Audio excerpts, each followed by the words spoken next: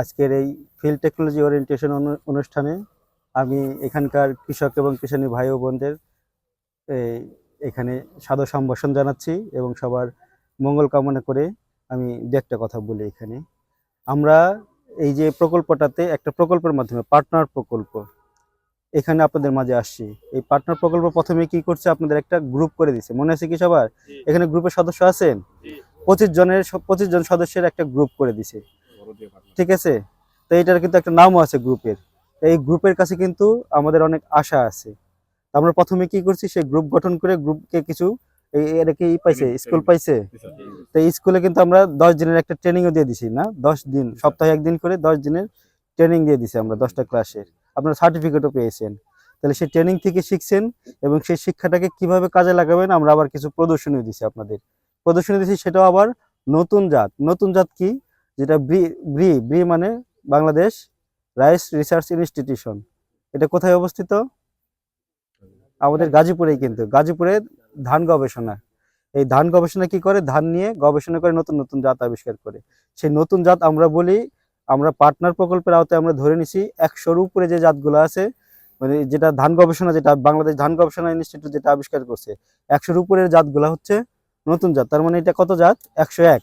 তাহলে নতুন জাত, ঠিক আছে। আমরা 101 দিছি, 100 এই আমরা কিন্তু 108ও দিছি শেষ পর্যন্ত, এখানে 108ও আছে। তাহলে এই 100-র উপরে যে জাতগুলা, যত সংখ্যাগুলা জানবেন, এগুলো আমরা এখন করার চেষ্টা করব, ঠিক আছে? এইটার হিসাবে আমরা 101 দিছি এখানে এবং আপনাদের হাতে কলমে করেছে। আমরা সাথে কিছু এখানে নতুন প্রযুক্তিও দিছি। কি কি প্রযুক্তি দিছি? যে এই লাইনে লাগাইতে হবে, 10 লাইন পর পর 1 লাইন করে ফাঁকা দিতে হবে। সেই সাথে যে পার্চিং মানে যে আমরা ডাল পুঁতে দেই জমিতে, ডাল পুঁতে দিতে হবে। চারার বয়স, সঠিক বয়সে চারা রোপণ করতে হবে। বীজতলাটা আদর্শ বীজতলা করতে হবে। বীজতলায় আমরা যে বীজটা ফেলবো, ধানটা ফেলবো, সেটা হালকা করে, ঘন করে না ফেলে পাতলা করে ফেলবো। সেটা থেকে আমরা পরিপুষ্ট যে চারাগুলো হবে, সেই চারাগুলো আমরা লাইন করে লাগাবো এবং প্রত্যেকটা লাইন থেকে লাইনের দূরত্ব এবং চারার থেকে চারার দূরত্ব একটু বজায় রাখবো। এইগুলা করার পরেও আমাদের যদি জমিতে কোনো সমস্যা না থাকে, আমরা নিয়মিত জমির মানে পরিচর্যা করে যাব, সময় মতো পানি দিব, সার দিব। তারপরে যদি পোকা লাগে, না লাগলে আমরা কিছু করবো না, লাগলে যে পর্যন্ত আমাদের পোকায় ক্ষতি না করবে সে পর্যন্ত আমরা কিছু করবো না।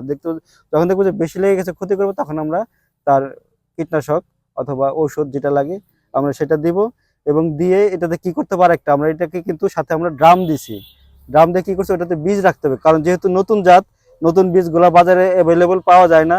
তাহলে আমরা কৃষকরা এই জাতটা করে কৃষকদের কাছে আবার আমরা এটা বিক্রি করব। সেই জন্য কি করতে হবে, রগিং করতে হবে। যে একটা ধানের জমিতে যদি অন্য ধানের গাছে যদি থাকে, কিন্তু সেটা যদি অন্য জাত থাকে, তাহলে সেটা তুলে ফেলতে হবে, না হলে ধানের মিশ্রণ হয়ে যাবে। সেটা তুলে আমরা পরিপুষ্ট, এখানে 2বার রগিং করা হয়েছে। আপনারা সবাই কি দেখছেন? এগুলো এগুলো কিন্তু সবার দেখার কথা। অন্তত স্কুলের সদস্য আছে, কিন্তু স্কুলের 25 জন সদস্য, এর বাইরেও কিন্তু আমরা আরো 25 জন সদস্য ডাকছি।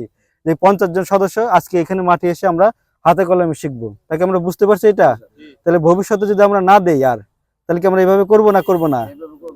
তা আমরা যে আজকে যে এই যে এখন যে 101টা যাত্রা করলাম, এটার যে বীজটা আমরা রাখবো, ভবিষ্যতে কতজন কৃষককে আমরা করাইতে পারবো এটার থেকে? এখন তো আমরা করছি 6 বিঘা, তাহলে সামনের বছর আমরা কয় বিঘা? এখানে আমরা ধরেন আমরা কিছু যদি আমরা যদি পারি তো দেবই, না পারলে আপনারা কতটুকু করবেন সেটা বলেন।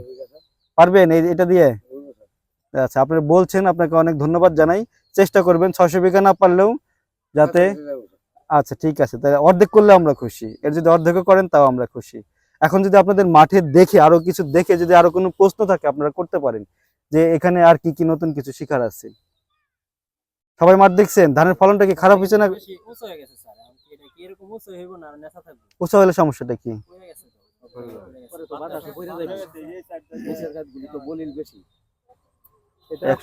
ইউরিয়া সার কম দিয়ে পটাশ সারটা বেশি দেওয়ার চেষ্টা করি।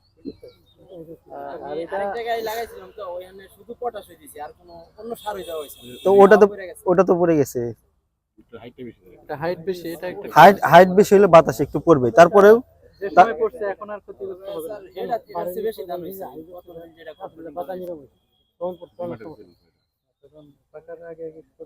তবে লম্বা হওয়াতে কিন্তু আবার সুবিধা কি, আমরা খড় বেশি পাবো। খড়ের দাম কিন্তু অনেক বেশি। ঠিক আছে, এখন একটা বেশি পেতে গেলে একটু সমস্যা। তবে এই সমস্যাটা কিন্তু সমস্যা না, ধান পাকার আগে যদি পড়তো তাহলে সমস্যা হতো। এখন কিন্তু এটাতে তেমন কোনো সমস্যা হবে না।